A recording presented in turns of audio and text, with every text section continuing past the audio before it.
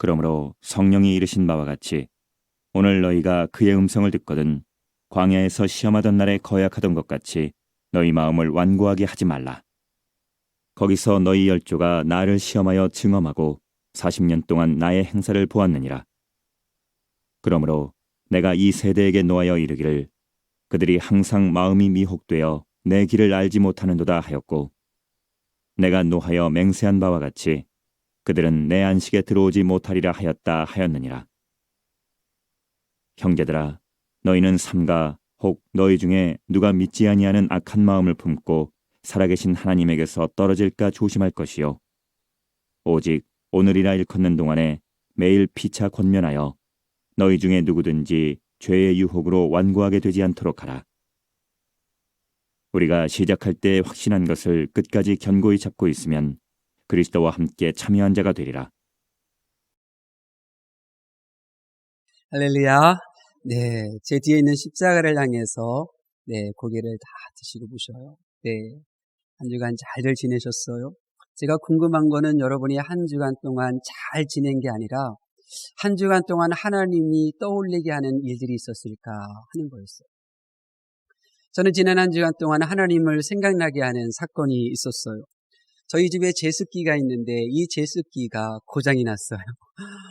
우리 식구는 몇 명 안 되지만 이제 빨랫감이 이제 매일 이제 쏟아지기 때문에 또 그날 입은 옷은 그 다음 날도 꼭 입어야 되는 못된 성격이 있기 때문에 이 제습기가 꼭 필요해요. 그래서 한번 이 전원 버튼을 넣어도 이 버튼이 작동이 안 되는 거예요. 이제 새벽 밤에 고장이 난 거죠. 근데 그날 밤에 걱정은 안 됐어요. 왜냐하면 이 고장 난 것을 어디서 고쳐야 되는지를 알고 있기 때문에 그런 거죠.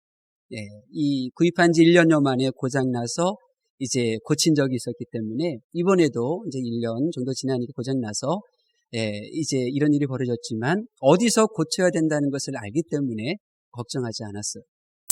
저는 이것을 이렇게 고치면서 이제 그런 생각을 해봤죠. 물건도 쓰다 보면 이렇게 고장이 나고 AS가 필요하네.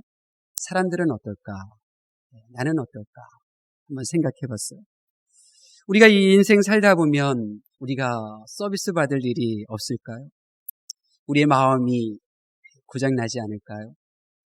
우리의 생각이 어긋나지는 않을까요?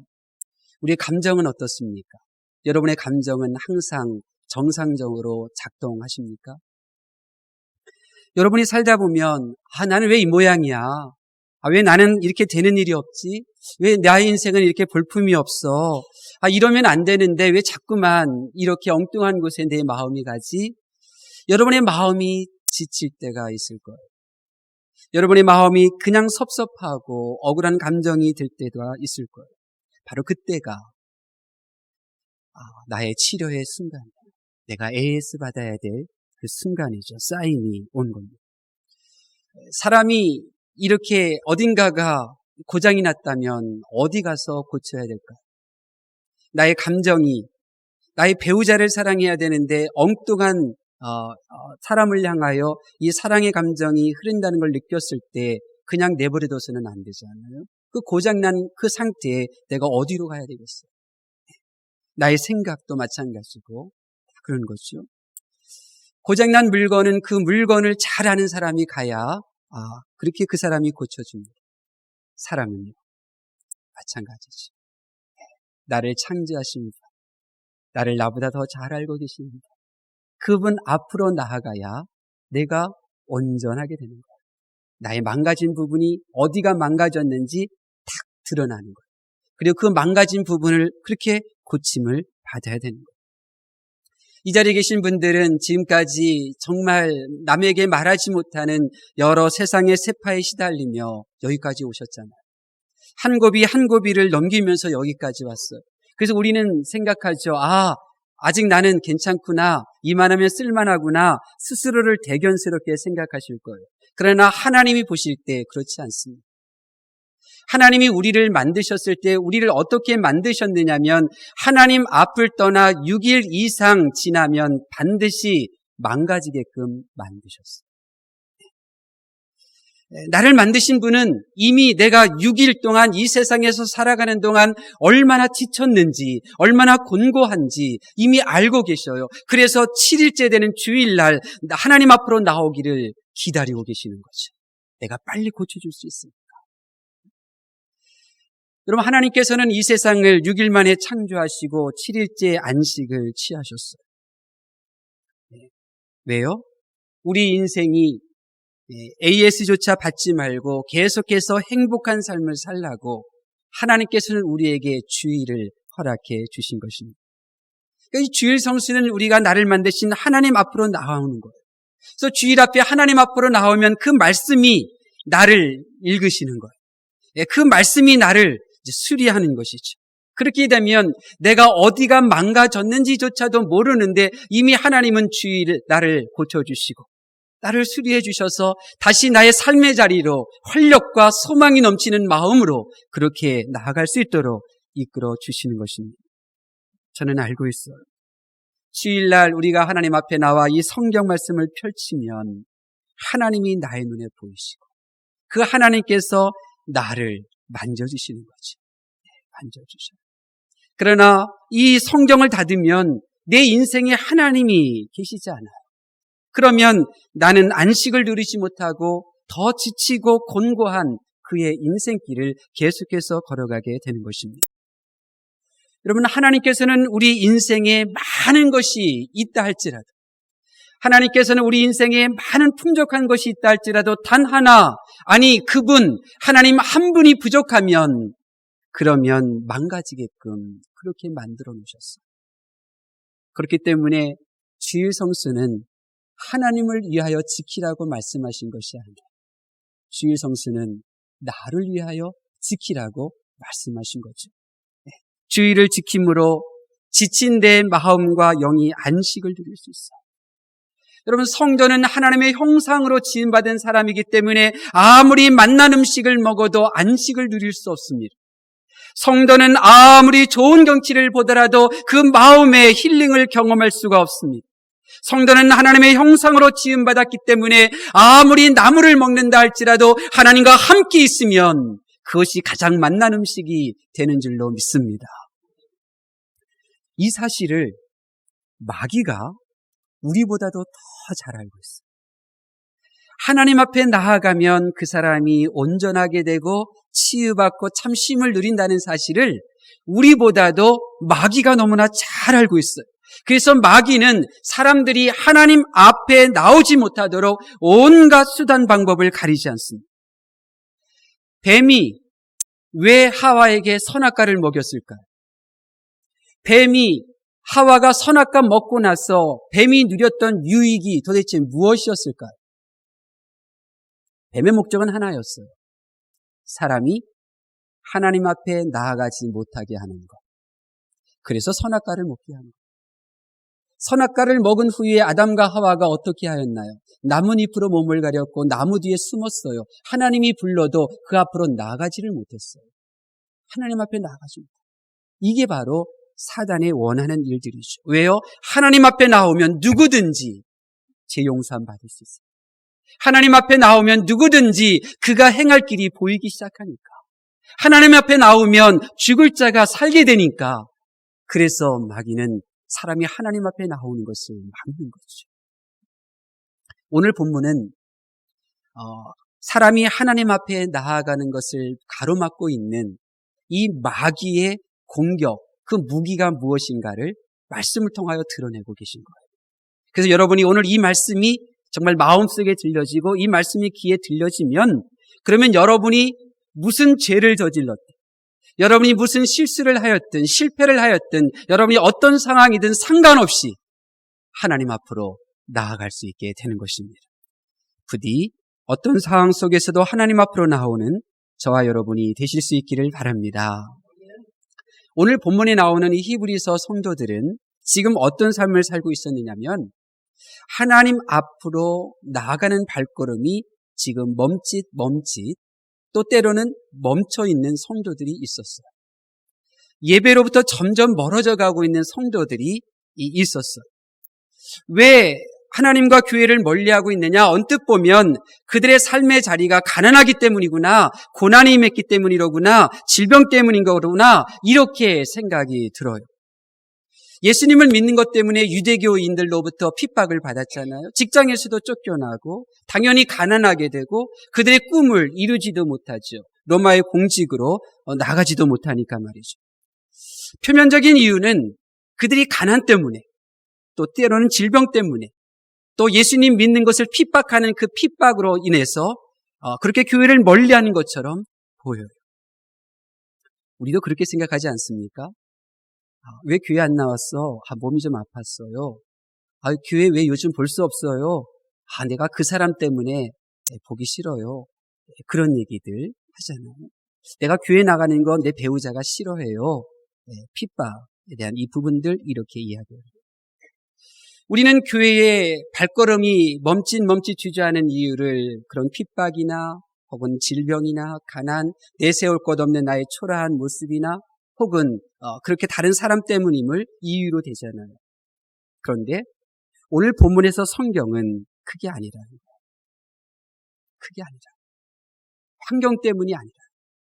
가난하고 그 핍박이 있고 질병으로 인한 환경 때문에 하나님과 멀어지는 것이 아니라. 뭐 때문에? 마음 때문이라는 거예요. 과연 그래요? 한번 생각해 보세요. 하와가 선악과 앞에서 하나님의 말씀으로부터 멀어졌는데 그 멀어진 이유가 하와가 병에 걸렸기 때문입니까? 병에 안 걸렸어요. 하나님의 이 말씀으로부터 멀어졌던 이 하와가 그러면 어떤 고통이 있었기 때문에 그렇습니까? 에덴 동산에는 고통이 없었어요. 하나님의 말씀으로부터 멀어졌던 이유가 하와가 핍박 때문인가요? 아니잖아요. 그런 게 아니었어요. 그런데 멀어졌어요. 왜요? 마음 때문이다. 우리도 마찬가지예요.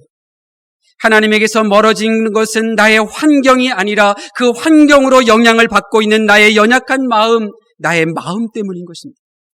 성도들의 모임에 점점 빠지고 예배의 자리를 점점 소홀히 여기고 결국 예배가 없는 성도가 되어가는 것은 나의 삶이 곤고하기 때문이 아니에요. 나를 알아주지 않는 사람 때문도 아니에요. 내가 가난하거나 내세울 것 없는 초라한 인생이 너무나 하잘파서 주님 앞에 나오지 못하는 것이 아니에요. 내 마음에 들지 않는 그 사람 때문도 아닙니다. 힘들고 지치고 곤고한 환경 때문이 아니라 그런 환경의 영향을 받고 있는 나의 연약한 내 마음 때문에 그런 것입니다. 환경을 지배해야 할 나의 마음이 되지 못하고 오히려 환경의 영향을 받아서 나의 마음이 변질되었기 때문에 그 변질된 마음으로 스스로 발걸음을 멈추게 된 것입니다. 그럼 성경은 어떤 마음이라고 보여주고 있습니까? 우리 8절 말씀을 볼까요? 8절 말씀 보겠습니다. 시작. 광야에서 시험하던 날에 아멘. 나도 모르게 내 마음이 지금 완고해졌어. 나를 염려해서 연락을 하는데도 연락을 받지 않아요. 왜요? 환경 때문이 아니에요. 내 마음이 지금 굳어져서. 간이 굳어지면 사람이 건강하게 생활할 수 없잖아요. 마음이 완고하다는 것은 이 마음이 굳어진 거예요. 마음이 온유하고 부드러워야 되는데 그래야 나를 사랑하는 이들의 소리가 들려지고 그들의 마음이 보여지게 되는데 이 완고한 마음이 굳어지게 되면 고마움도 감사도 몰라요. 나를 도와주려고 하는 그 마음조차 헤아릴 수가 없는 거예요. 그러니 멀어지는 거지. 멀어지는 거예요. 또 어느새 우리가 어떤 마음이 되었기에 하나님으로부터 멀어지고 있습니까? 우리 10절 말씀 볼까요? 10절 말씀 봉독합니다. 시작. 그러므로 내가 이 세대에게 노하여 이르기를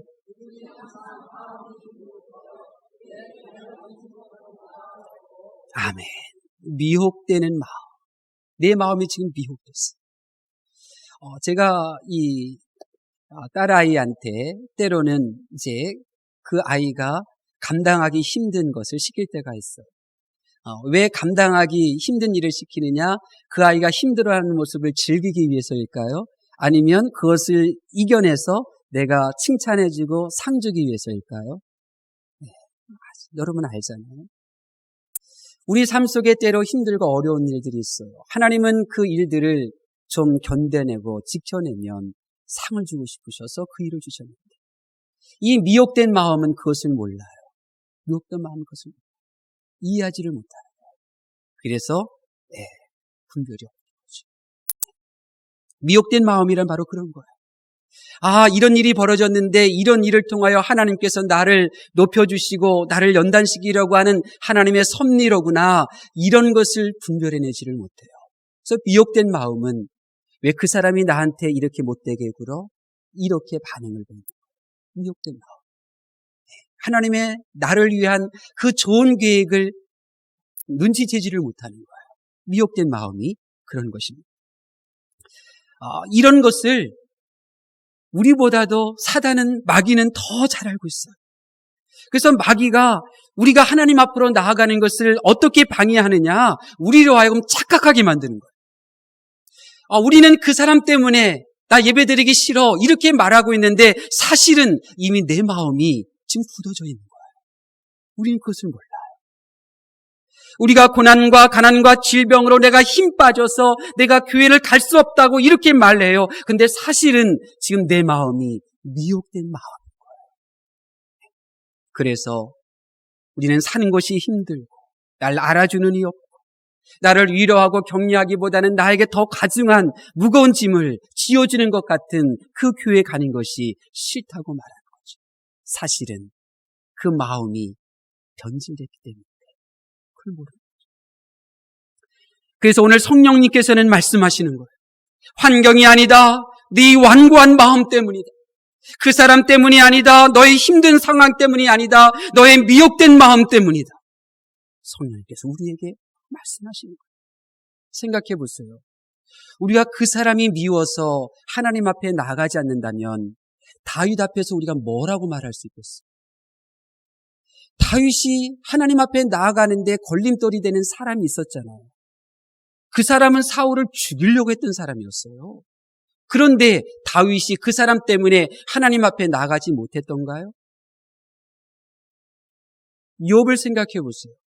우리는 가난 때문에 질병 때문에 하나님 앞에 나가지 못한다 하는데 욥은 질병이 없었나요? 욥이 가난하지 않았나요? 욥은 우리보다도 더 큰 슬픔이 있었지만 그럼에도 불구하고 그는 하나님 앞에 나아갔잖아요. 환경 때문이 아니에요. 고난이나 내게 있는 질병, 내게 있는 억울한 환경 때문이 아니에요. 내 마음이 완고해졌다. 미혹된 마음이기 때문에 그런 거예요. 자, 그러면 이제 우리가 어떻게 해야 할까요? 아니, 우리가 어떻게 하는 것이 아니라 이런 우리들을 보시면서 하나님께서 그러면 어떻게 하셨을까요? 하나님께서 그럼에도 불구하고 우리가 이 마음을 다잡고 하나님 앞에 나올 수 있도록, 그럼에도 불구하고 우리가 미혹된 마음, 굳어지지 않는 그 마음을 그렇게 지켜내고 그리스도와 함께 참여한 자가 될 수 있도록 하나님께서 우리를 어떻게 도와주고 계십니까? 13절에 나와요. 13절 말씀 보겠습니다. 13절 말씀 시작. 오직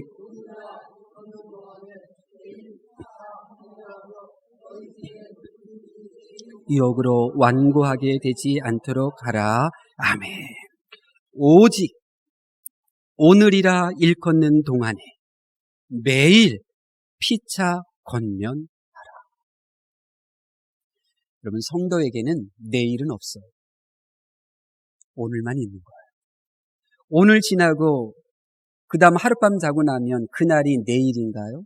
오늘이에요. 오늘. 우리에게는 오늘만 있는 거예요.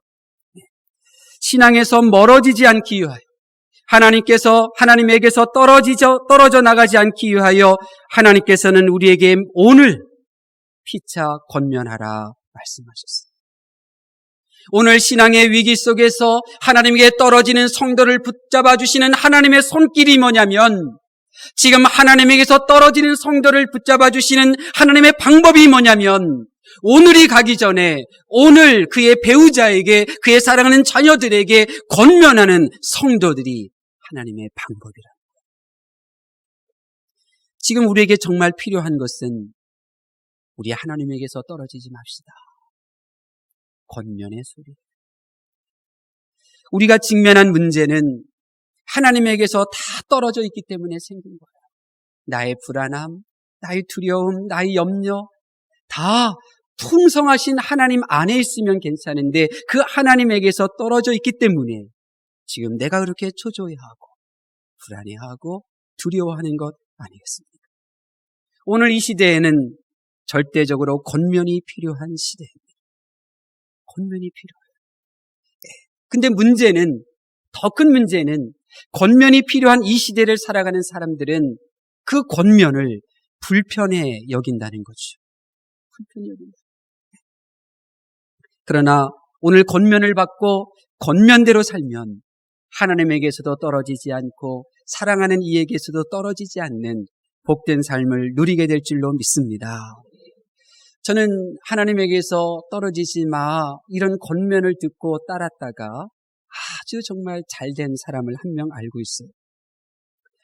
6.25 전쟁 당시 미국 5공군 사령관 화이트 중장, 이 공군 사령부는 일본에 있었는데, 그런데 작전을 이제 진행하기 위해서 이 서울 조선 호텔에 사령부를 만들고 이 화이트 중장이 이제 일본과 한국을 오고 가면서 작전을 지휘하고 있었는데, 어느 날 그의 차량 이 문이 열려 있는 틈을 타서 한 소년이 물건을 훔치려고 하다가 이제 잡히게 되었어요.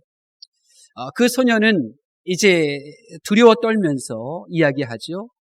나에게는 지금 100명이 넘는 소년들이 지금 나만 바라보면서 있는데 내가 이렇게 잡혀가면 그 아이들이 이 서울역 다리 밑에서 이제 굶어 죽는다. 그러니까 나를 좀 보내달라. 이렇게 얘기를 한 거죠. 그러니까 화이트 장군이 헌병을 보내서 사실 여부를 확인했어요. 근데 정말 사실이었어요. 그래서 즉시 화이트 중간은 100명이 넘는 아이들을 그 고아원으로 다 수용하게 하고 이 임정덕 소년은 자기의 이제 사령관 하우스 보이로 이제 그렇게 일하게끔 시켰어요. 근데 이 화이트 중장이 누구냐면 그에게 외아들이 한 명 있었는데 그 외아들이 6.25 전쟁 때 조종사로 출격했다가 이제 이렇게 죽었어요. 네, 죽었죠. 이제 그런 상태에서 임정덕 소년을 자기 이제 일하는데 시킵니다. 근데 1년 동안 가만히 살펴보다가 이 임정덕 소년을 자기 양아들로 삼았어요. 그리고 미국에 데려가서 공부를 시켰죠. 세월이 흘러서 하버드 대학을 수석으로 졸업을 하고 또 일본의 외교관으로 이제 근무를 시작을 했어요. 그런데 이제 월남 전쟁이 터진 거죠. 그러자 아버지도 이제 사령관이니까 자기도 이제 지원을 해서 월남 전쟁에 참전을 했어요. 그런데 이 참전하기 전에 장교 훈련을 받고 있었을 때 성경책을 전해준 친구가 동료가 한 명 있었어요. 이 당시만 해도 임정덕 이 사람은 확고한 신앙이 없었기 때문에 이 임정덕을 항상 안타깝게 여긴 그 동료가 성경책을 전해주면서 이렇게 말했어요. 정덕아, 너는 키도 작고 연약한 몸이니까 앞으로 전쟁터에서 하나님이 너를 지켜주시지 않으면 안 돼. 그러니까 너 이 성경책 열심히 읽어. 그러면 하나님이 너를 꼭 지켜주실 거야. 권면하고. 그 얘기를 듣고 이분이 성경책을 훈련받으면서 3번을 읽고 그리고 작전을 수행하다가 이제 포로로 잡히게 되었죠. 그리고 포로로 잡히면서 그가 고문도 받고 하면서 이제 확고하게 이 말씀들이 생각나고 그리고 아버지가 평상시에 권면해줬던 말씀이 생각나서 예수님을 영접하고 예수님께 기도하고 그 감옥 생활을 진행하게 돼요. 그러다가 미군 사상 최초로 이 포로 수용소에서 탈출한 제1호 군인이 되는 거죠.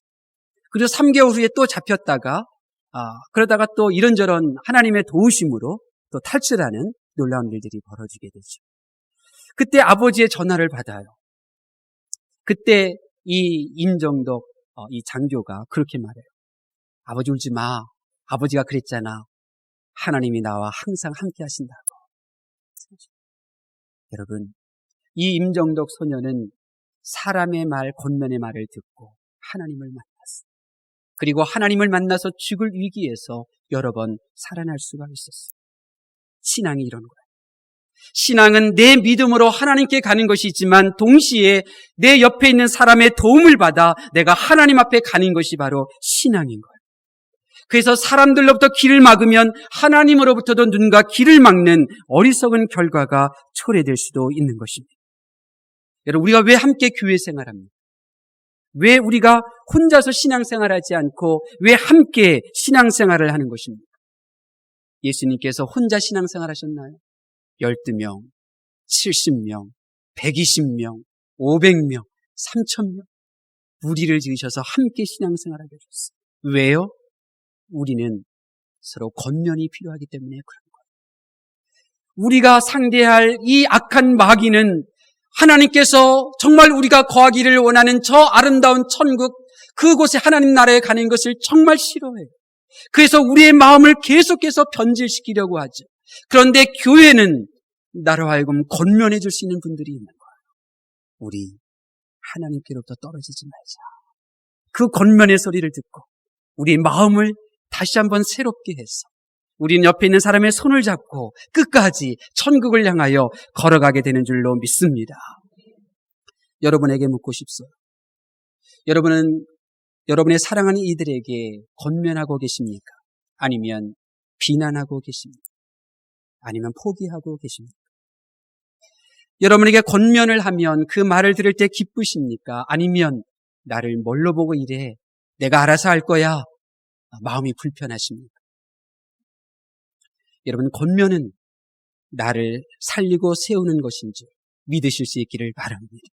우리가 권면할 내용이 있어요. 우리 다시 한번 12절 말씀 볼까요? 12절 말씀 봉독합니다. 시작. 형제들아,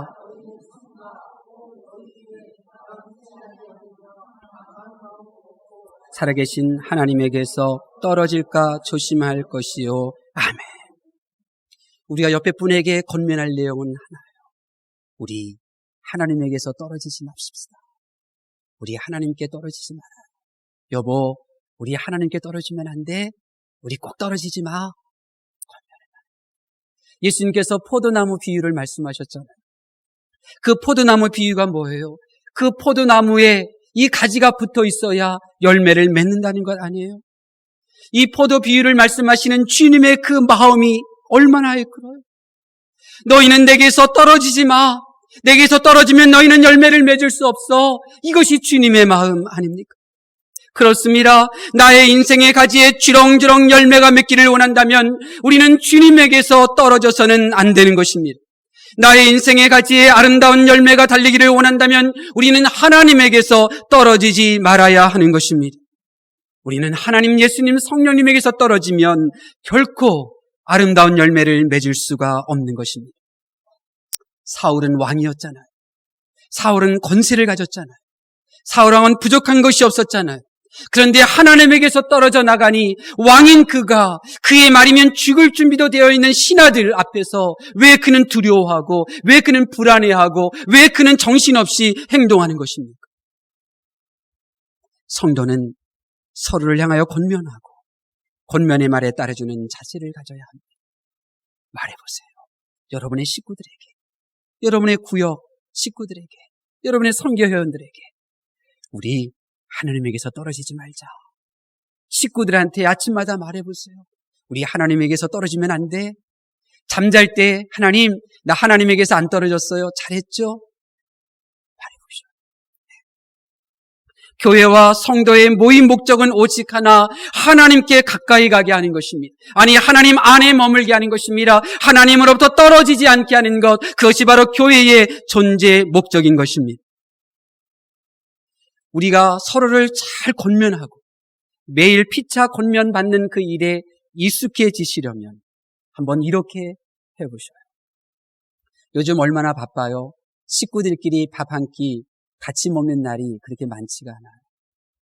일주일에 딱 하루, 제가 생각하기에는 주일 저녁이 가장 좋은데 뭐 여러분의 형편에 따라서 딱 날을 정하고 일주일에 한 번, 주일 저녁이든 요일을 정해서 한 번 식구들끼리 다 모여서 대화를 하면서 식사를 나눠보세요. 엄마, 아빠, 나 이런 어려움이 있는데 이거 어떻게 해야 돼? 얘야, 나한테 이런 곤란한 일이 생겼는데 너는 어떻게 생각하니? 어떻게 하는 것이 좋을 것 같아? 식구들이 서로 대화를 하세요. 요즘 식구들이 어떤 식구들인지 아세요? 속을 모르겠어요. 속을 모르겠어요. 식구인데 속을 모르겠다니까요. 도대체 무슨 생각을 하고 있는지 몰라요. 뭔가 속은 보여주는 것 같은데 뭔가 감추고 있는 것 같아요. 지금 이 시대가 이렇잖아요. 여러분 함께 밥 먹으면서 이야기를 나누십시오. 함께 노래하기도 하고 함께 기도할 수도 있어요. 얽매이지 말고 너 그러면은 이렇게 행동하는 게 좋을 것 같은데 그래 그럼 어떻게 해야 되지? 한번 생각 좀 해보자. 이것은 어떨까? 이렇게 대화 나누다 보면 창의적인 생각이 나오고 마음을 감추지 않아서 서로 식구들을 향하여 그냥 스트레스가 쌓이지 않게 되는 거죠. 다 속에 있는 말들을 할 수 있으니까. 그런 일들이 익숙해져요. 그렇게 되면 우리 하나님에게서 떨어지지 마. 내 소원은 하나야. 하나님 안에 머무는 거야. 하나님에게서 떨어지지 않는 거야. 이런 말 매일매일 하는 것이 기쁘고 즐거운 여러분의 가정이 될 줄로 믿습니다. 부디 어떤 일이 있어도 하나님에게서 떨어지지 않는 저와 여러분이 되셔서 정말 좋은 하나님의 나라, 정말 생명과 기쁨이 넘치는 그 의로운 하나님의 나라, 그 12 진주문 앞에서 우리 부각의 모든 믿음의 건석들 다 만나실 수 있기를 예수님의 이름으로 축원합니다. 기도하겠습니다.